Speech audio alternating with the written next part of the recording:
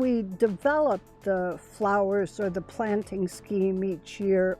So when we start, we have to figure out what are the flowers going to be each year, what are the color schemes. And last year, the volunteers for the bridge met and came up with the idea that if we focused on a particular artist, they generally have a very different color palette, that might be a good way to get in to celebrate art and also have some unusual colors.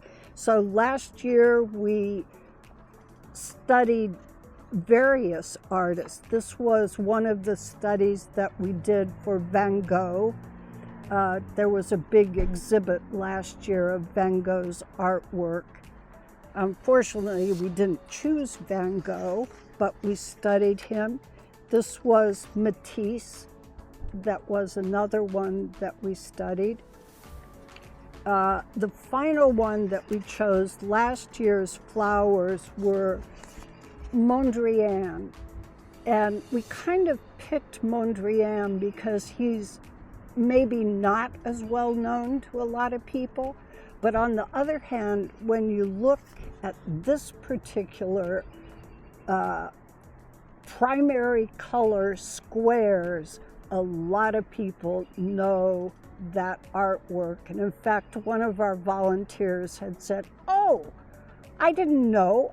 Back when I was in high school, I had a coat that was red, blue, and yellow." So we put together a blurb on what Mondrian's philosophy was, his artwork, and then we developed the color palette that worked its way across the bridge, and it gave people something to learn and something different to look at.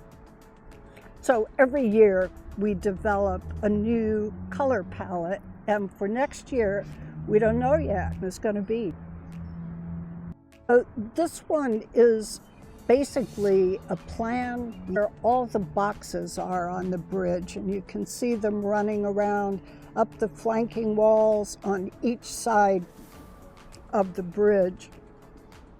And then we have to, when we go to where they're going to put which, and so each is numbered, so which, and then there are let's start at 1, yellow, purple, orange, blue, white, which starts the 8 color schemes, and they just work their way around the bridge, both in the boxes, and then there's a similar diagram to this for the hanging baskets that are up above, and they also work 8 colors. That way we keep track of everybody.